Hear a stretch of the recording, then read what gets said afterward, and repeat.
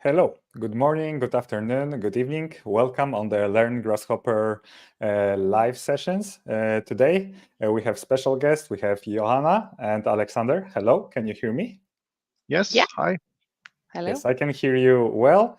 We are already live a little bit before 2 p.m. It's still 5 minutes to go, but I would like to just hear from you. We have already some people here on YouTube. So if you can just let us know if you can hear us well. Both of you are based in Sweden? Yeah, that's Exactly. correct. In Gothenburg, both of us. So Okay, but not the same office or not the same buildings. no, No, not quite. So, Alexander, your project, today you're going to talk about the Gothenburg Stadium. So I assume that it's not far away. I actually, when I, when I saw this picture, I just zoomed it and I saw the Sweco logo, like my previous company. Is it oh, Sweco building back back yeah, there? we used to sit in the building next to Sweco, but we moved a year ago. So now we sit on the other. We sit actually roughly where the photo is taken in this picture. So you In a can fairly, observe. So you can observe this project yeah, construction I've site just heard from the window. first row seat for all the construction works that has taken place.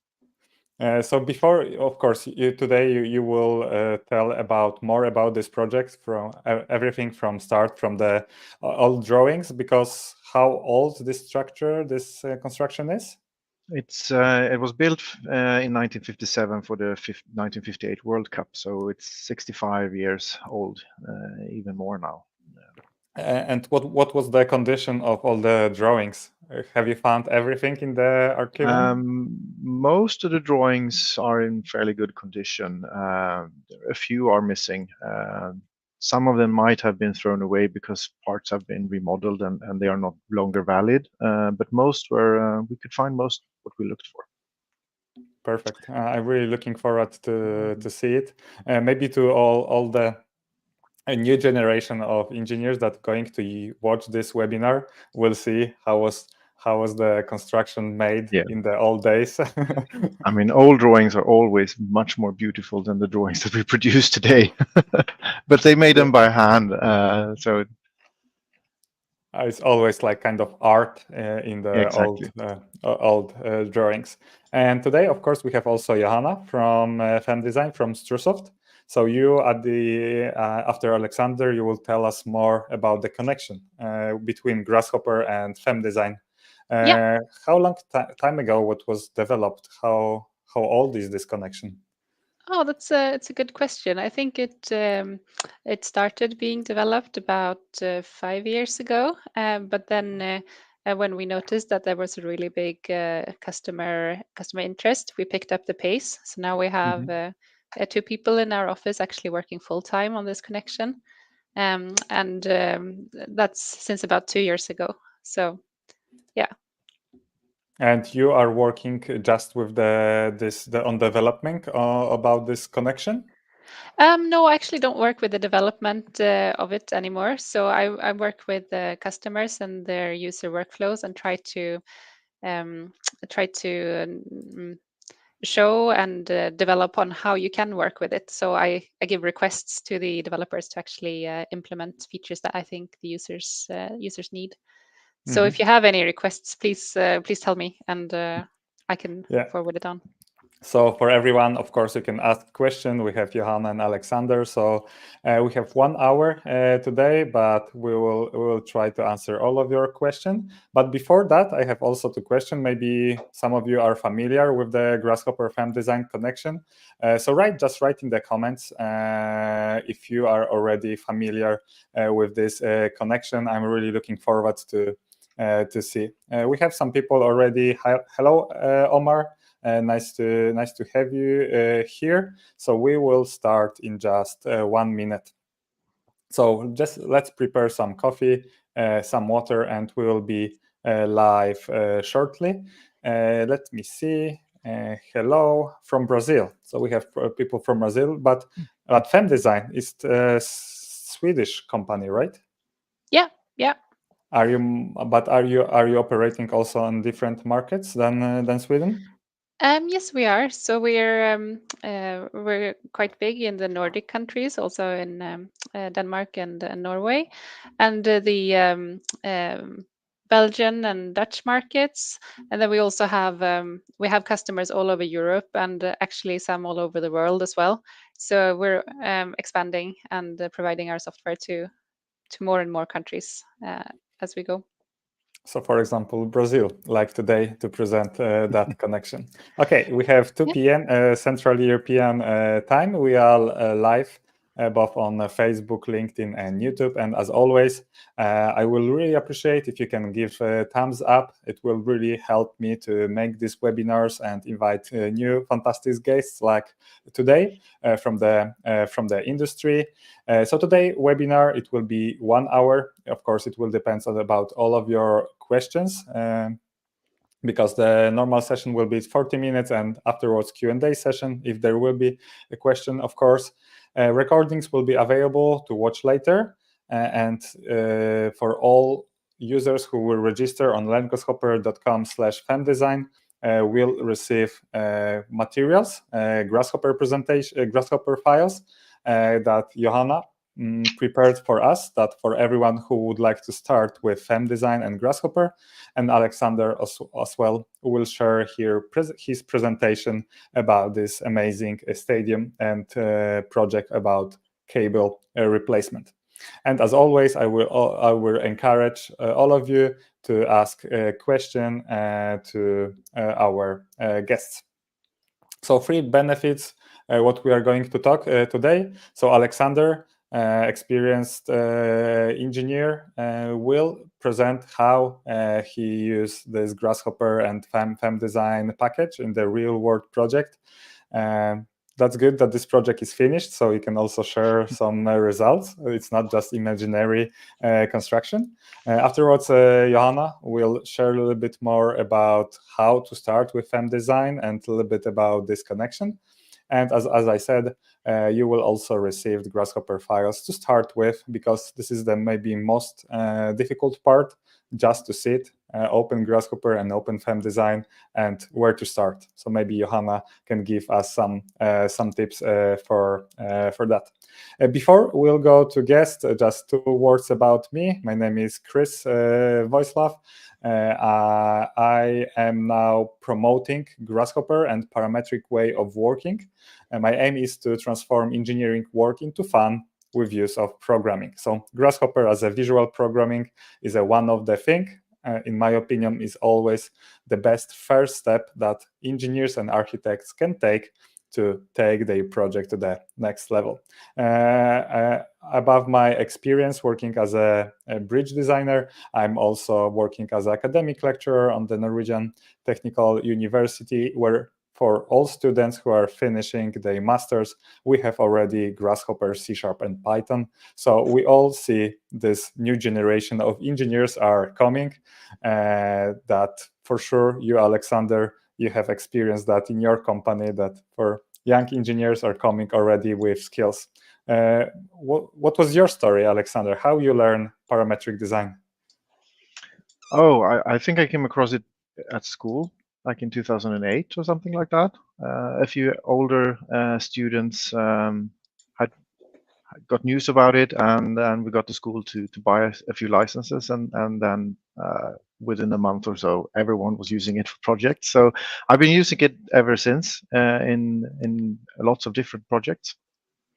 I think it has been accelerated over the recent years when there has become really good connections between geometry and analysis, as we will see today. And you, Johanna, how was your experience? And when you started with Grasshopper, I see that we have some people that from your school, actually, Andreas Flicht, Oh, hi, Andreas. old classmate with Johanna as well. We are excited about this webinar. So I don't know if you are more stressed now or you are more motivated. Or No, I'm not scared of Andreas. It's fine. So where your like journey with Grasshopper started? Yeah, it started also at university, or actually, I did an internship between my bachelor's and master's degree at Bureau Happold, a company, a British company. And there I worked with a special team that worked with complex geometries, and Grasshopper was like the major tool.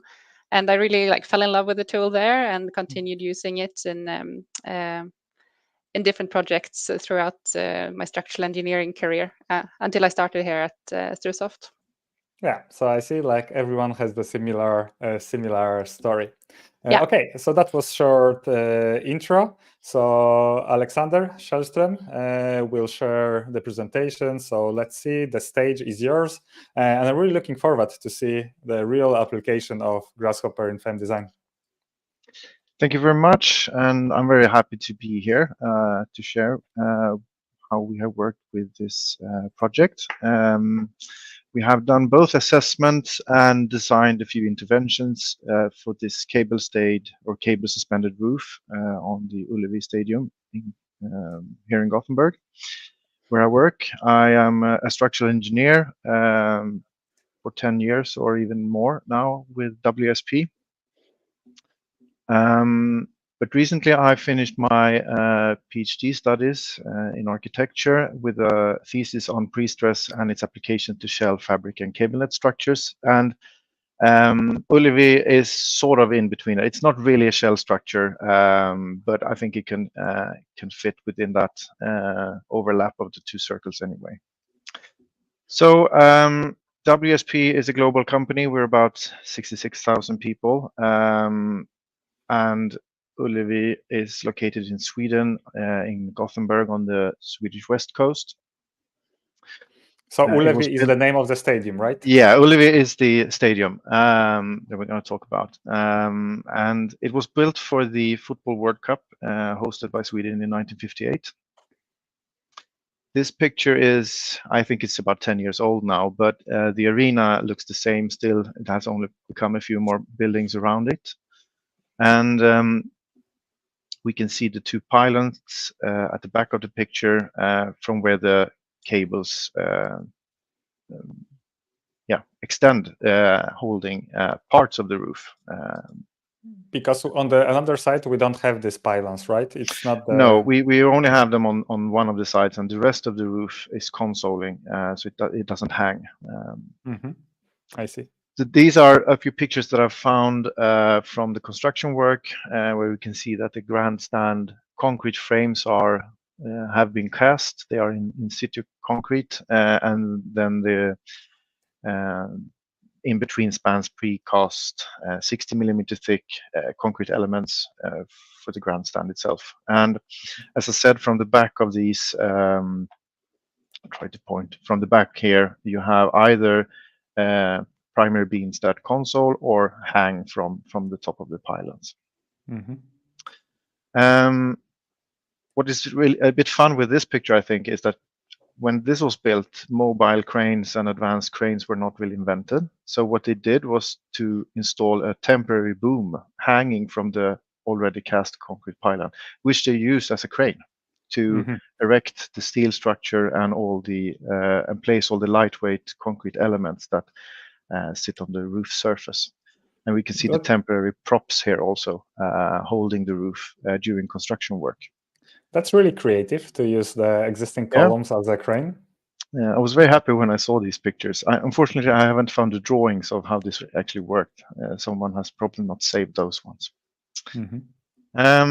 So Ullevi was, of course, built for sports and is still used for sports, but I think it's more used for concerts now. This is Bruce Springsteen playing fairly recently, but he also had a concert, I think, in 1989. Where it appeared that his songs have the same period as the self-sway mode of the arena. So the audience jumped in such a way that it managed to get the soft clay in motion, which itself excited the arena to start moving a lot. And you could see sinus-shaped waves along the roof here. And that is, of course, a very bad thing to happen. There were a few issues that could have led to catastrophe, which was then taken care of the years after by building an underground concrete garage with piles driven down to the bedrock. so that when people jump, they will not get the clay into motion. And there were also a few sort of interventions done up in the roof to add more damping to the roof, so that you get rid of the energy if you manage to excite the self-waste way mode.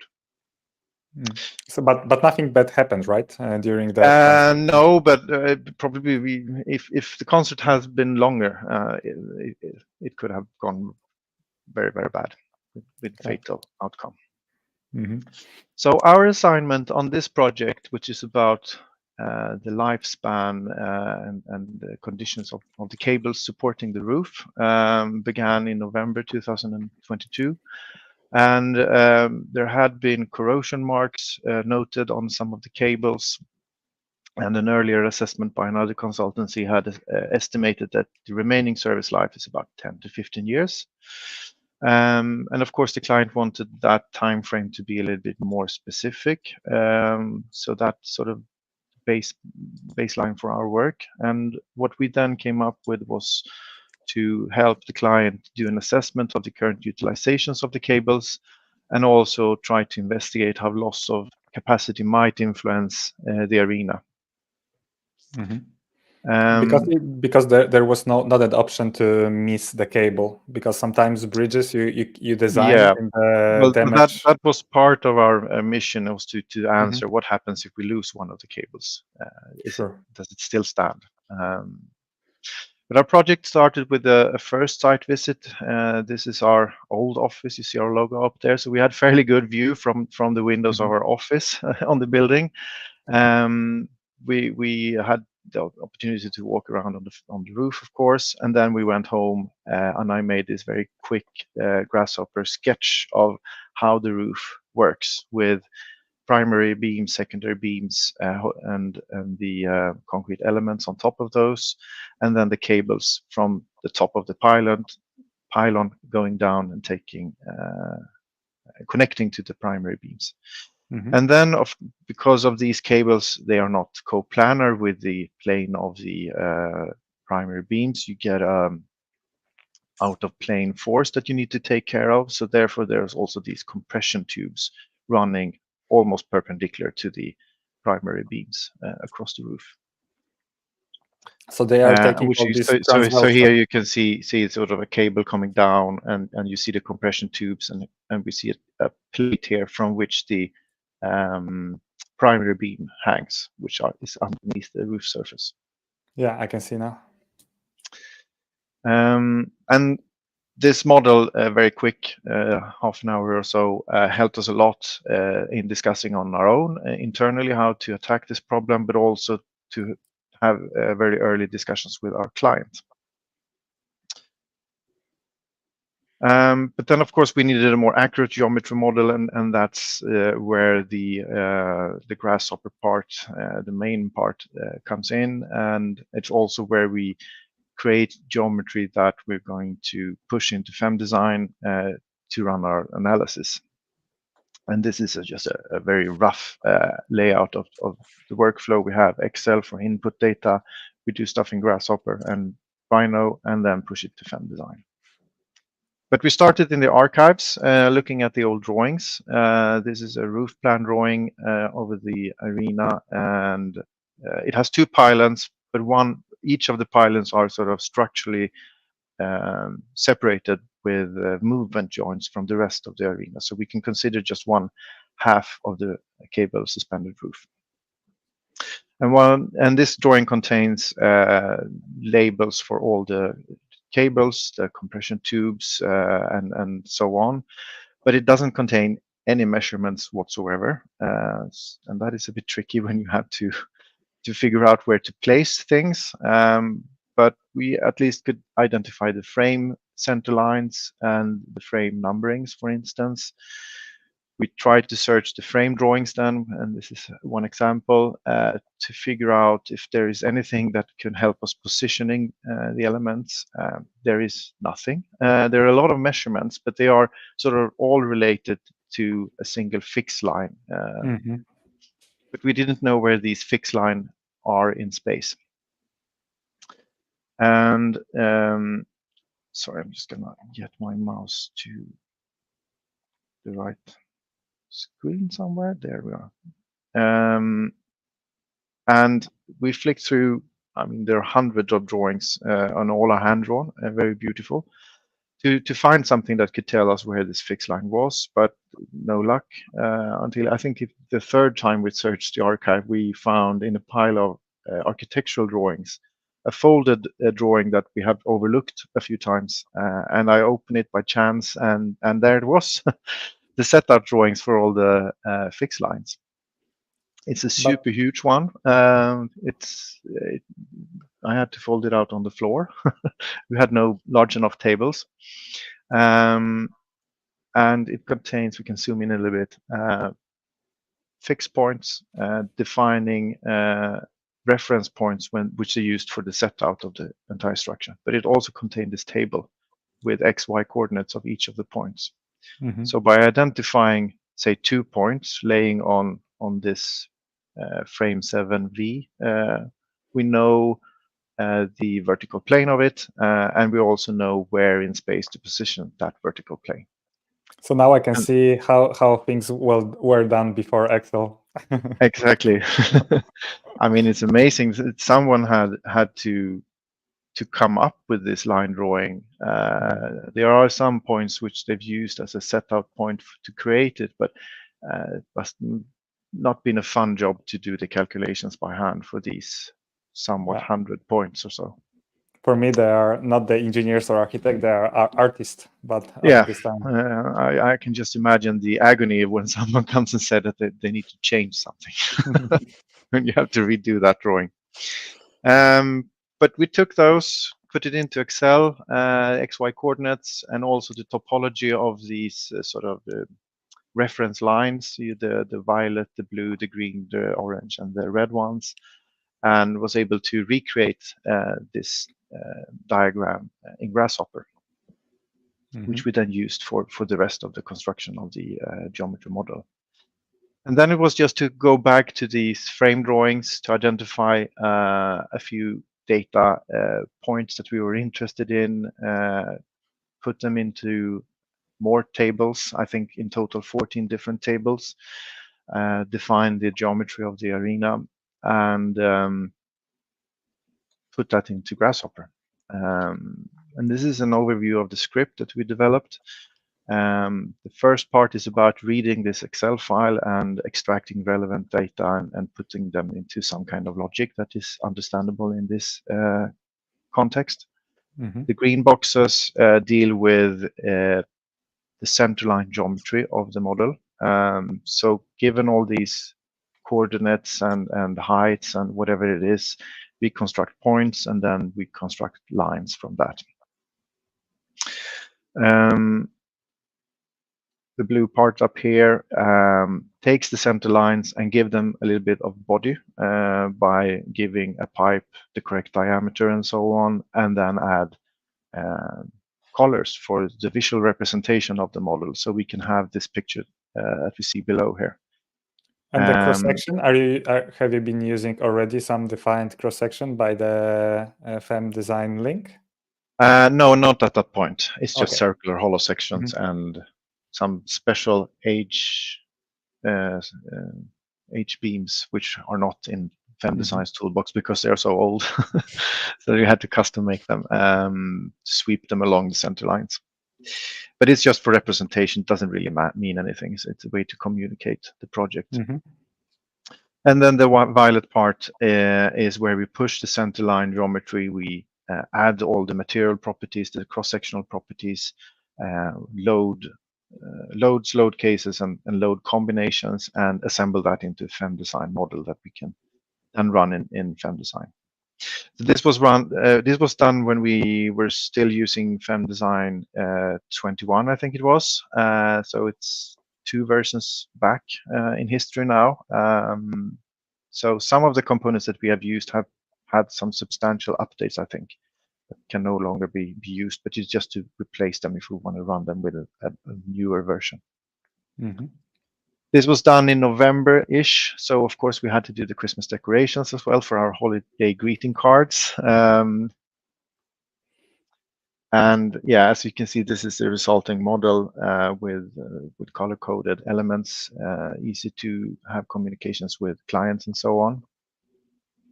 Here we also can see the connection elements. I pointed in the beginning of the presentation at the steel plate that was seen coming up from this roof surface, and that is represented by just a single black element here in our model to take care of the eccentricity between the center line of the primary beams and the center lines of the compression tubes and the cables which load at this point approximately. So nothing lies in X, Y, Z coordinates and are perpendicular to some global coordinate system in this project. Everything is at an angle or at a twist. So that was one of the more trickier thing to take care of, to get those angles and twists into account when we did the model. This is an example of the secondary beam, the blue one here, where we had to find a local coordinate system so it's oriented in the correct way when we send it into the FEM-Design model. So by taking out this plane here and extracting the Y component of it, we can send it into the FEM-Design component that creates the element with the correct twist of the cross-section as well. Similar things were done with the pin joints that we model at the back of all the red beams, the primary beams. They have, as we can see here in the drawing, a pin joint here, which can rotate at an axis which is perpendicular to the frame itself. It's this pink one up here, for instance. And when we started this project, FEM-Design had no way to input that data. You can only give a point, X, Y, Z coordinates for where you wanted a sort of a hinge support, for instance. But we reached out, and Strusov was very, very helpful and came up with a new component a week after or so, which could take a plane as an input instead. And thereby you have both the X, Y, Z coordinates and also local coordinate axis for that point, which enables us then to orient the stiffnesses of the supports in the correct way. Because before it was just X, Y, and Z coordinate, it was just a point. Exactly. But now with that update, which they solved in a week or so, very, very helpful. We could orient the stiffnesses in the correct way. So we didn't have to make that on our own. Eventually, there's a lot of details one can talk about with them. We never had time to go on. This is the resulting model that we pushed to FEM-Design. To the left, we see the centerline models with the cross-sectional properties. To the right, we see one of the load cases that we pushed. I think this is snow load on half of the roof. And based on this, we then started to do our analysis. One of the first thing, although this was not part of the final thing that we should deliver, one of the first thing we did was to explore the deformations of the structure, to see that elements that we think should be connected actually are connected, and they are connected in a way that gives deflection diagrams which are sort of what we expect them to be. So it's about sanity check of the model. Similarly, we did eigenfrequency mode calculations to see that it sort of moves in the right way. And this is also a very good way to check the model. If you have not connected one member as you should or given it the wrong boundary conditions, it will start to spin or something like that. And that's easy to see in these kind of analysis. It was also a way to check that we've made a fairly good assumptions on weights and so on, self-weight. Because after that incident in 1989 with Bruce Springsteen, they did a lot of analysis on what is the mode shapes of this structure. And our colleague was then on board on that project, and he recognized some of the mode shapes and saying, I have seen those before. we computed those in the 90s. So we could verify that our model was behaving similar to what they measured and also computed in the 1990s. I assume that after this concert, every new guest or artist, they checked all the albums before they started with the concert, and they checked the frequency. I don't know if there is when you rent this space, you can't play with a certain period of your music. I don't know, or a frequency.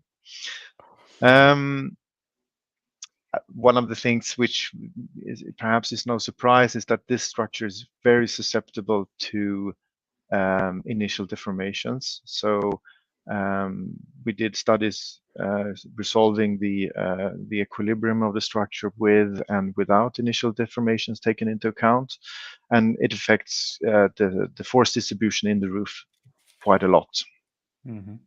So it's a highly nonlinear structure, because all the cables act as springs, both in X, Y, Z direction. At an early stage, there was an idea that sometimes we probably need to replace one or two cables, or maybe all of them. So we did a test of replacing one of the cables and put a fixed prop underneath where the cable connects. So this is one cable removed, and then looking how does the rest of the structure behave when we do that, and seeing that even though we do something over here, we get a large deflection all the way over here in the structure with 200 millimeters or so movement of the roof, although we did something over here. Mm-hmm.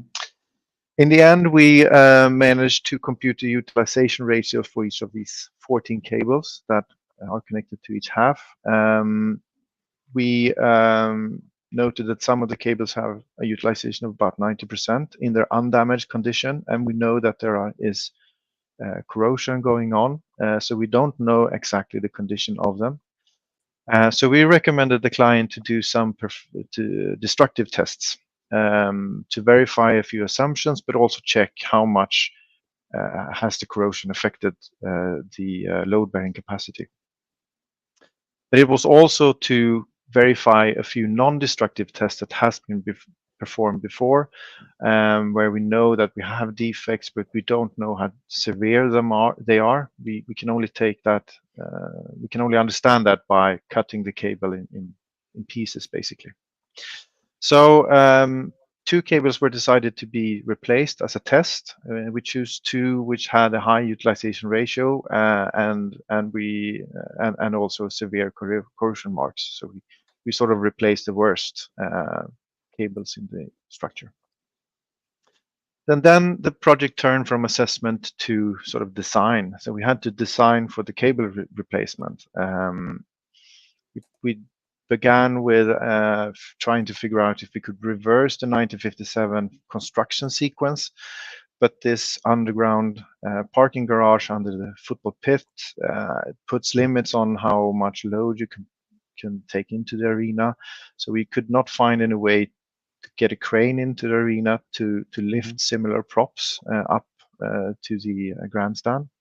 So we removed that idea, although it had been elegant to reuse such an old thing again.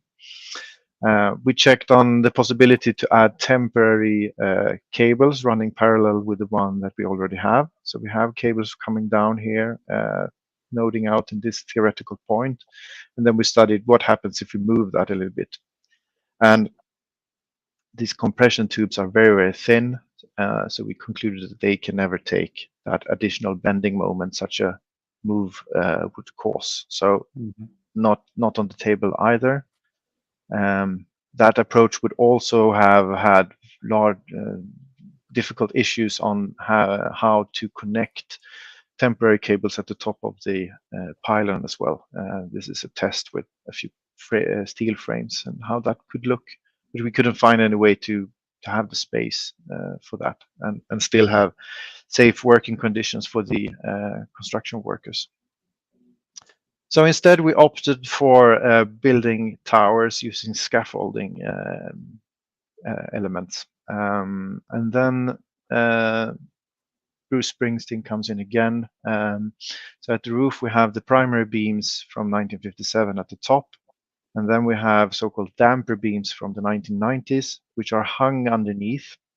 You can see the connection details here. And in between is a layer of, I think it's bitumen. And the idea is that when that is stretched, it will dissipate energy from movement of the roof. So that effectively means that we have a joint here if we would have put the prop directly at the bottom of the lower beam in this picture. So we needed to find a way to get hold of the upper primary beam. And as you can see, there's a lot of things going on here. So this was a big challenge to figure out. But eventually we came up with a solution building scaffolding towers. The tallest is about 20 meters tall. Should withstand approximately 720 kilonewtons. A wide base was required or a wide tower was required to handle buckling of the tower, but also to distribute the forces in the very thin elements of the tower. But then we had to bring all the forces back together again at the base so that we can take them down on this concrete frame. It's only 800 millimeters wide, so it's almost, this is an elevation of the structure in principle. So you have the load coming from the top, you distribute it into the tower, and then you bring it in down here into the two reaction force points, 800 millimeters. And you had these two columns, like, right? These two. Yeah, one for each frame that we were replacing cables from. Mm-hmm. So this is like a ballerina dancing on the grandstand, you could say, holding the roof. It's a picture of a lot of beams and things going on. And at the top, we designed an adapter which sits between the frame and the tower. The red part here, I think it's easy to understand it in this picture. We welded on a few plates to the primary beam, which we could then connect to these posts that could then, via a number of transfers, take it down to the tower.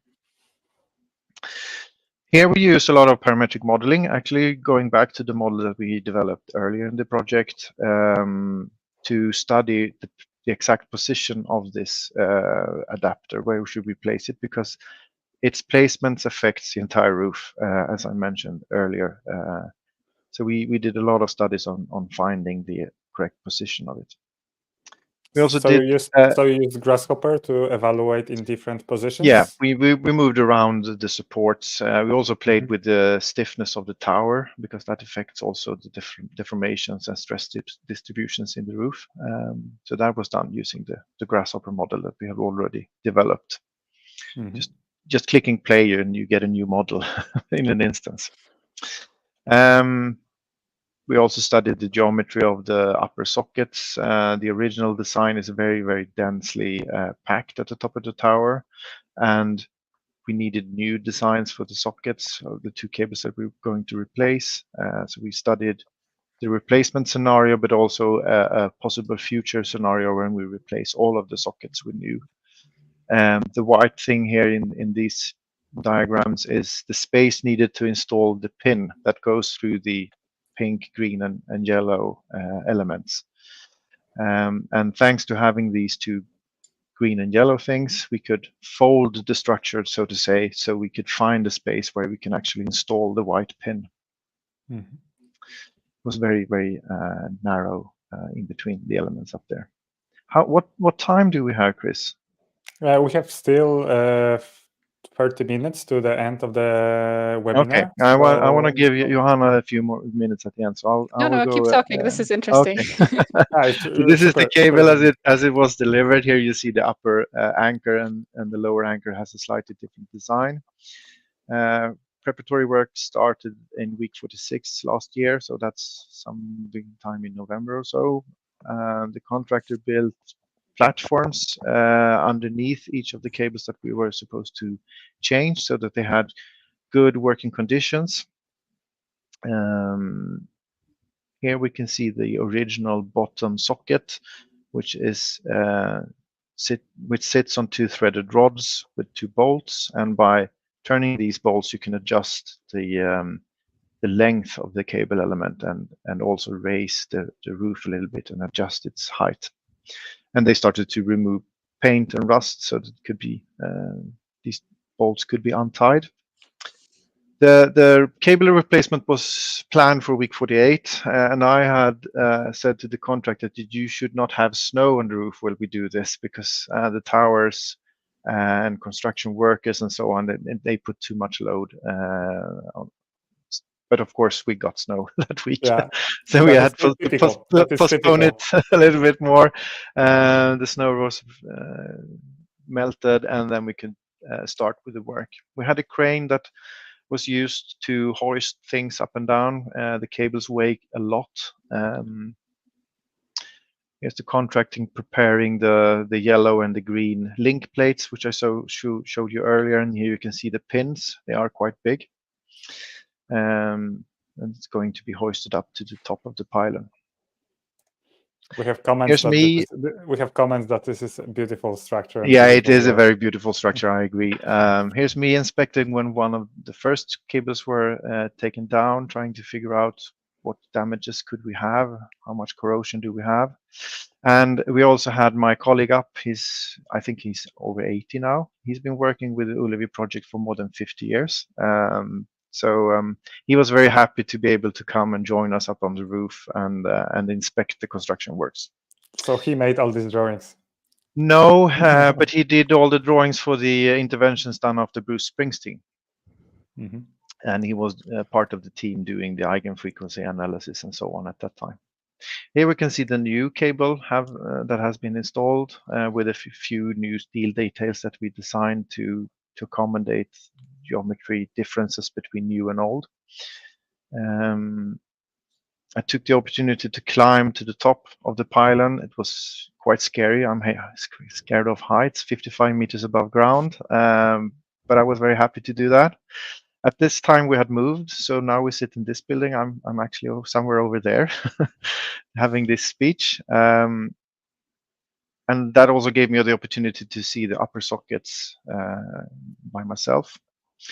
They were to remove the cables. They took out the blowtorch and cut them off. It took no time at all. Hoisting it down. One week later, I think it was. Is it just one question before, when you are cutting when you are cutting the cables from something that is connected, it looks like some officers that they are detonating the bomb, and you have to cut cables. Yeah, you have to choose the correct cable. That's right. I think they had pretty good control of what they were doing. At that time, when they did the cut, the cable was unloaded, of course. At that time, the scaffolding tower was supporting the roof.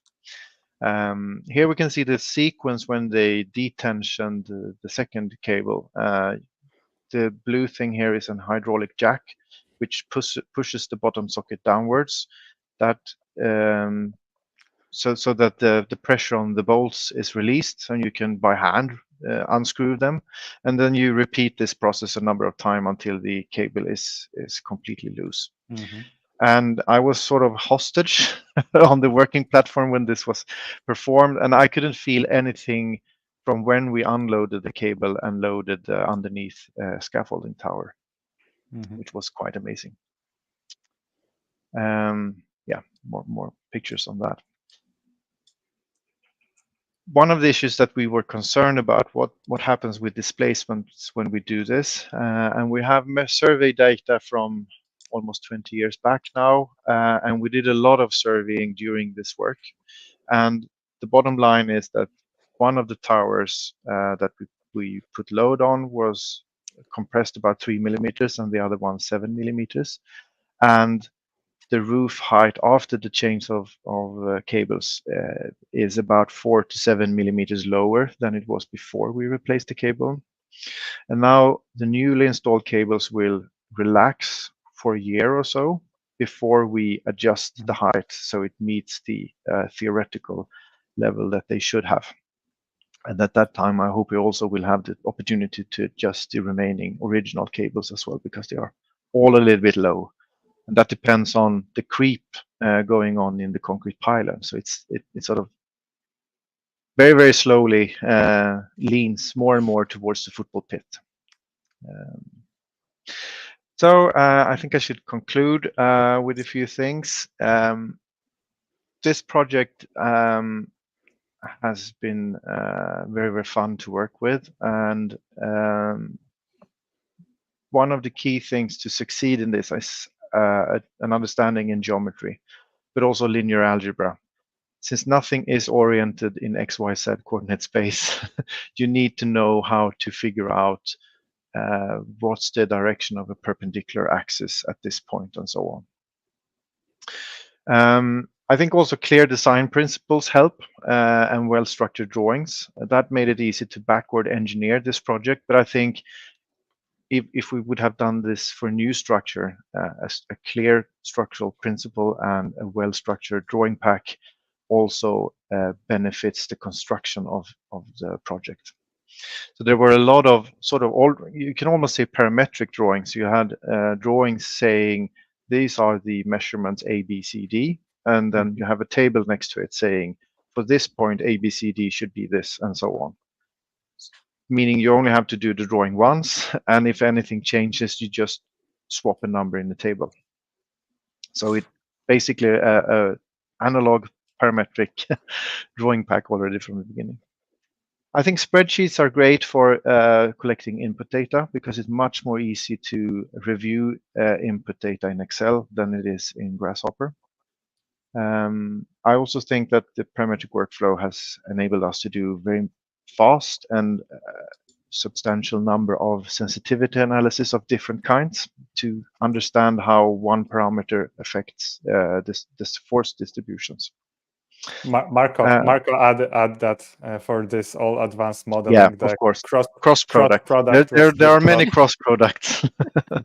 For every single node, you have to find out the perpendicular axis. So exactly. I can imagine it was used a lot. Exactly. And yeah, kudos to Strusoft and Marco especially because he's the one who has fixed all the components that I needed during this project.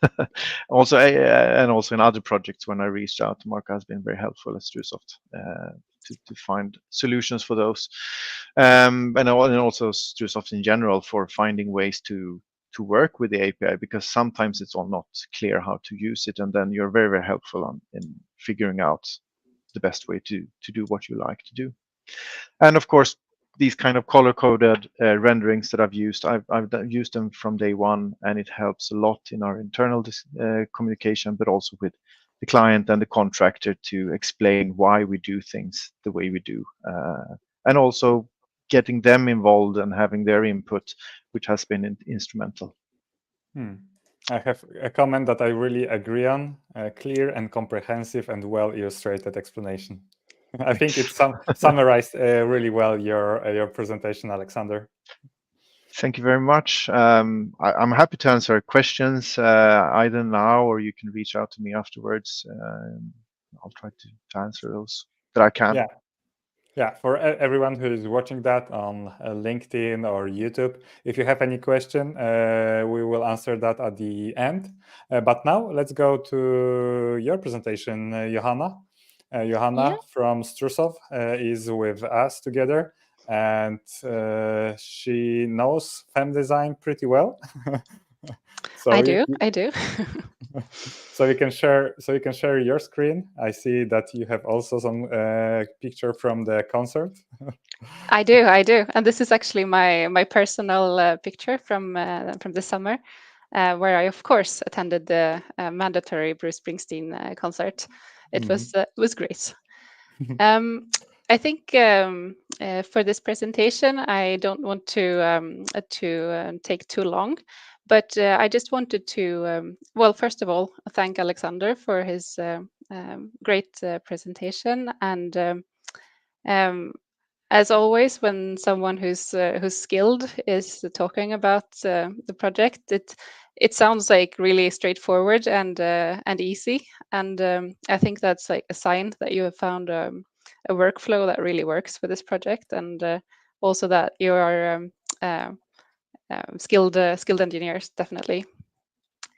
For today, let's see.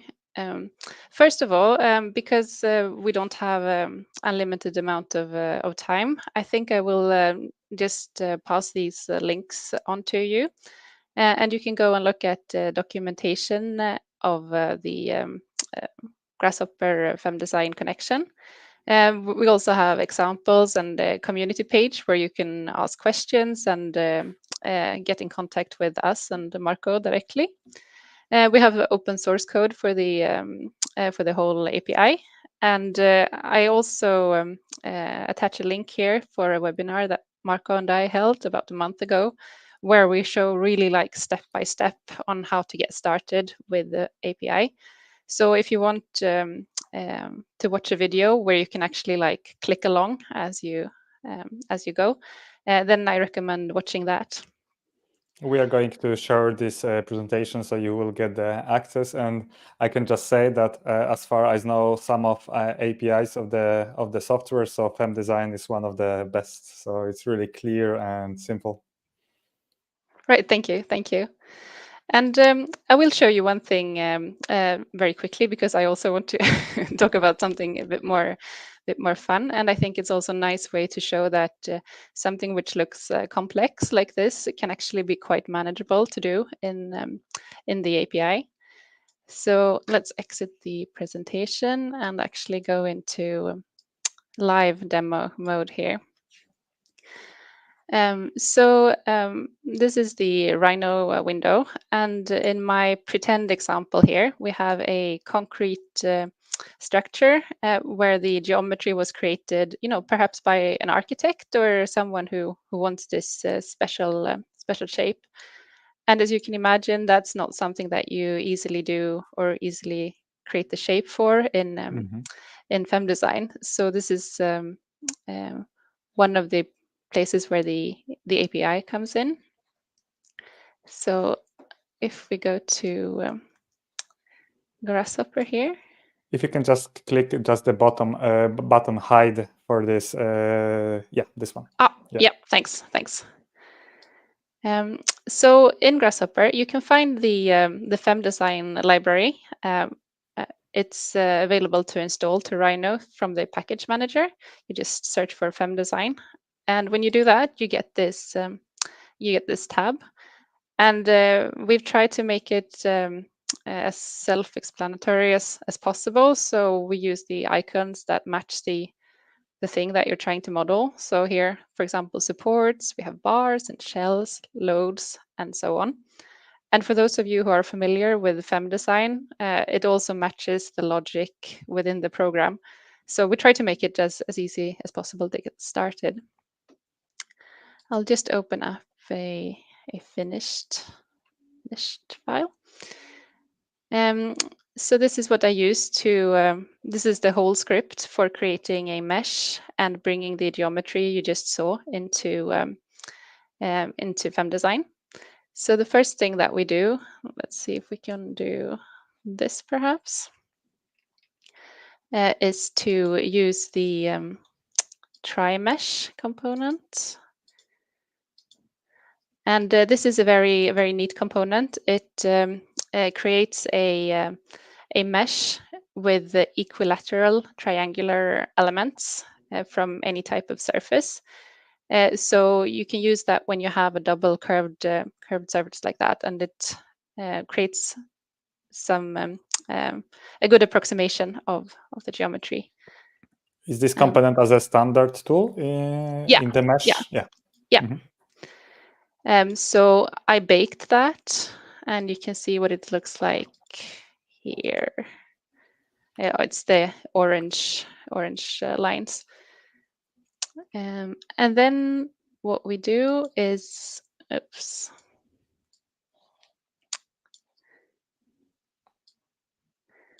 we plug that triangulated mesh into the other part here of the script. And from the mesh, I get the boundary surfaces. So I get a surface for each mesh face. And then it's a matter of creating a slab. So it's concrete. Now, actually, I used steel, but it should be concrete, but you can input any material you like. And you have a thickness, and that's all you need for creating a slab. And I also decided to create some line supports along the bottom boundary of this shape. And to do that, I joined all of the surfaces together, and I found the naked edges, which are the let's see, the edges along this border, right? Yeah, naked edge. That they are not the neighbor edge in the neighbor. Yeah, yeah. And then we have a component here that creates the FEM-Design model. So you just plug the slabs in and the supports in. That's everything I have in this model. And let me just enable these, and I'll show you what happens. So now you are creating the whole new FEM-Design model. Yeah, yeah. So it's opening up a FEM-Design connection, and it's all inputting all of the geometry here. And in order to analyze it, we will go to, you can set up this part to be automatic as well, but I did it manual in this case. So all I need to do is to choose the meshing size that I like. And for me, I found in this example, this size is about right. And then I generate a mesh. And for those of you familiar with FE analysis, you know that meshing can sometimes be a bit of a hassle, but actually in FEM-Design, the meshing algorithm is really good. So you get a nice mesh like that you can analyze. So if we just add some loads, self-weight maybe, and we can go to the analysis tab and calculate the structure. Is it something that you can get the meshing from Grasshopper, or you have to go to FEM-Design and generate this mesh? You can do it you can do it through Grasshopper as well. So these manual steps that I'm doing at the end, you might as well do it in Grasshopper if you like. You can also retrieve the mesh and the results back into Grasshopper for visualization if you like. So it's really up to you and what you want your workflow to be like. And then we can look at the results. And in this case, you can see that I have a big bump here. And I think that kind of highlights that the shape that I created in the beginning here is not optimal. It has like bend inwards here, and that's why I get this weird results. But the point of this example is that this is a very short script, and that's if you're working with complex geometry like in Ullevi. But also when you're working with complex geometry with slabs, it's actually quite easy to do. You only need a few components, and it will create a workable model for you. And this script I will or Chris will share with you at the end of the webinar or after the webinar. Yeah, so you can use it. Which version of FEM-Design you are using here? 23. And if I go back to my presentation, at the end there will be some links for how to download FEM-Design with a free trial, so that you can try it out for yourself. And the FEM and connection between FEM-Design and Grasshopper, is it for free? Yeah, that's for free. But you obviously need to have a FEM-Design license to be able to run it. So you can build the script without having the FEM-Design installed, but then to run it, you will need the license. But there is a 14-day free trial license if you don't have it. Cool. And just some general tips that Marco and I wanted to pass along to you if you want to work with API. It's a very good idea to, before you start coding too much, try to create a flowchart which defines what it is that you're trying to do, and then build the script gradually using that. Some other tips, which I won't go into in detail, but there are some things that really help, like keeping your model close to the origin, making sure that you're using meters and not millimeters in your Rhino model, and so on. But I'll just send these on in the presentation, and you can have a look at them. That's our good tips. It's better to start with that one than figure it out after months of trying that out. Yeah, I mean, I think they come from experience, these tips. So I have made all of those mistakes, and if you can avoid them, that's a good thing. So here is the link for the free trial. You can just go to strusoft.com and you can click to FEM-Design and download free trial. And as I mentioned, the FEM-Design Grasshopper package is available through the Rhino package manager.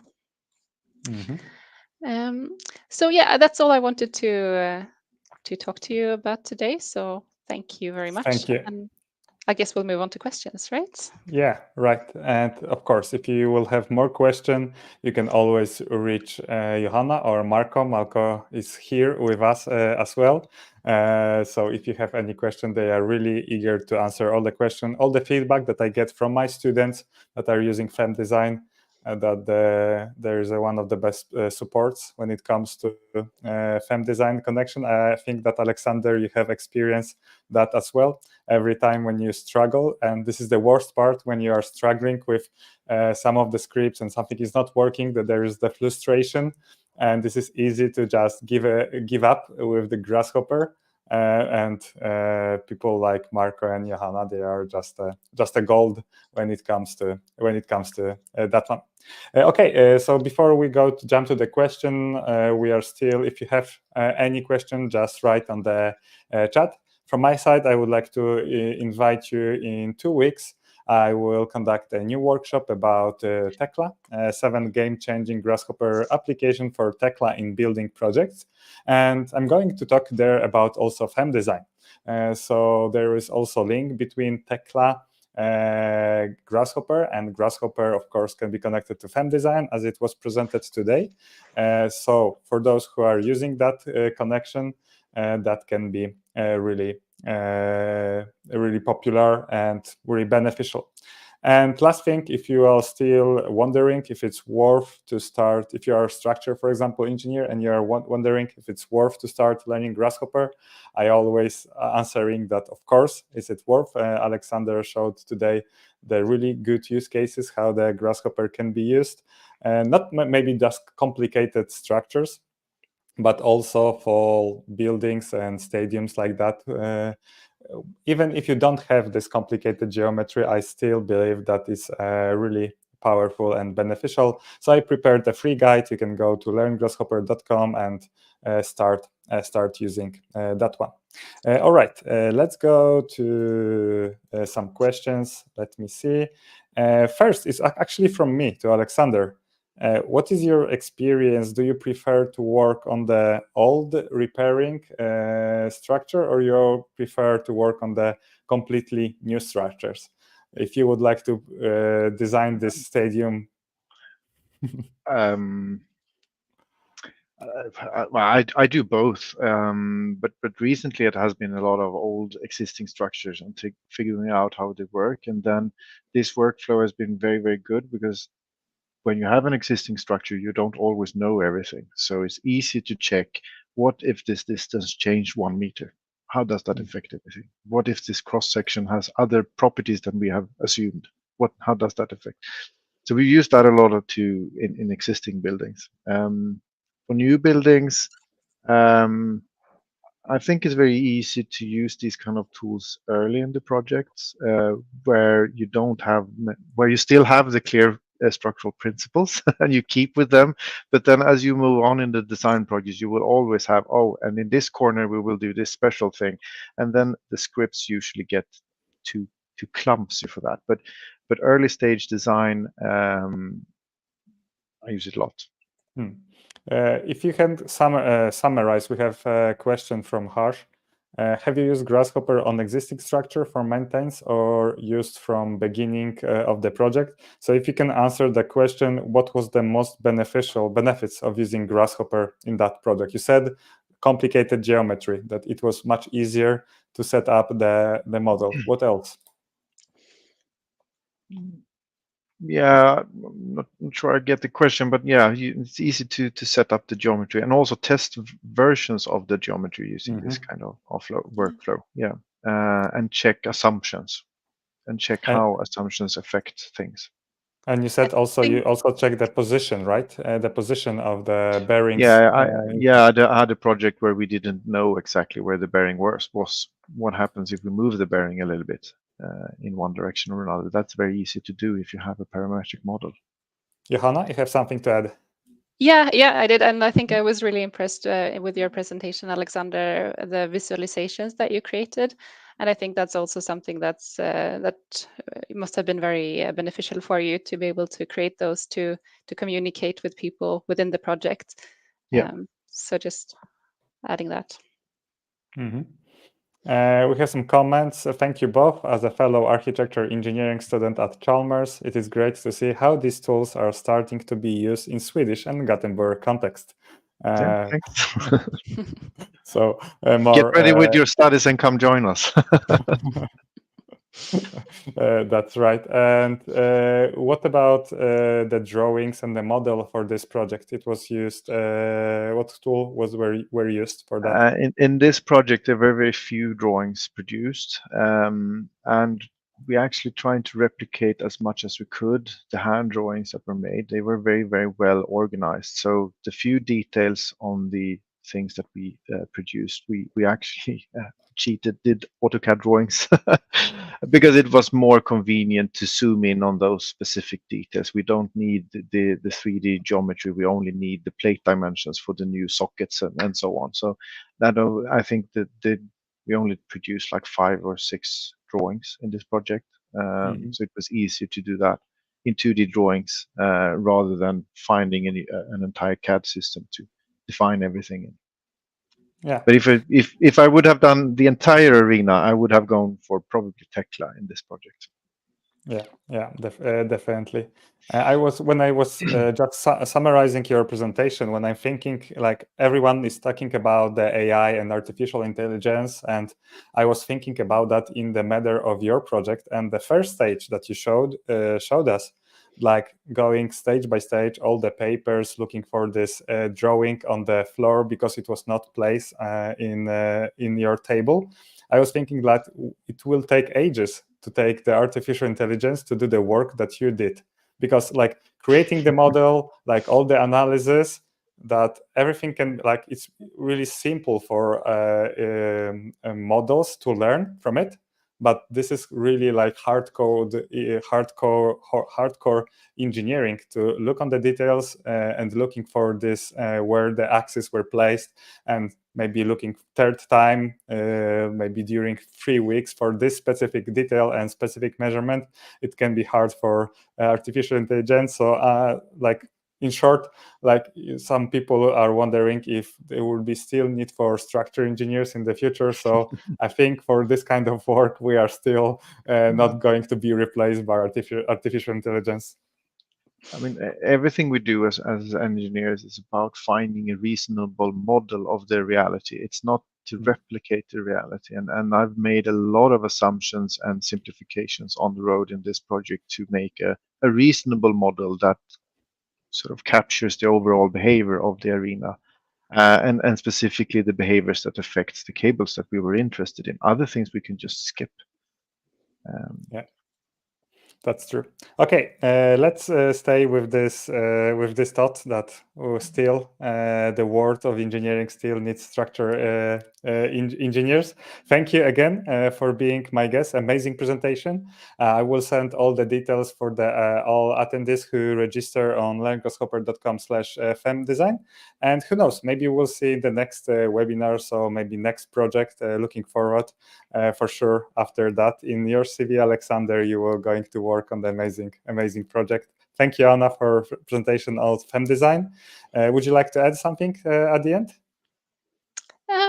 No, and just thank you for listening, and thank you, Alexander, again for presenting and for the nice words about Stursoft. And it's so nice for us to see the things that we make being used in real projects. So it's really inspiring, I think. Yeah, and thanks for inviting me to this seminar. It's been really fun to present this project. Cool. And Johanna, just last thing for you. Your colleague have a question, so maybe you can answer that. In the project involving geostructure, things tend to be installed off position. We see huge potential using Grasshopper in construction stages of project. Best tip for a newbie. Maybe you have good examples for that one. Okay. Yeah, I think best tips like don't be scared, get started, test it out, and go visit the links in the presentation that Chris will send to you, and also have a look at the Learn Grasshopper website. I think there could be some material there that could be useful for you. But I think my best tip is just, don't be scared, dare to try it, and you will be able to move forward definitely. Yeah, and I will just summarize that with the Marco. Well said. Okay, thank you very much for that, and see you in the next Learn Grasshopper live videos. Bye-bye. Thank you. Bye-bye. Thank you.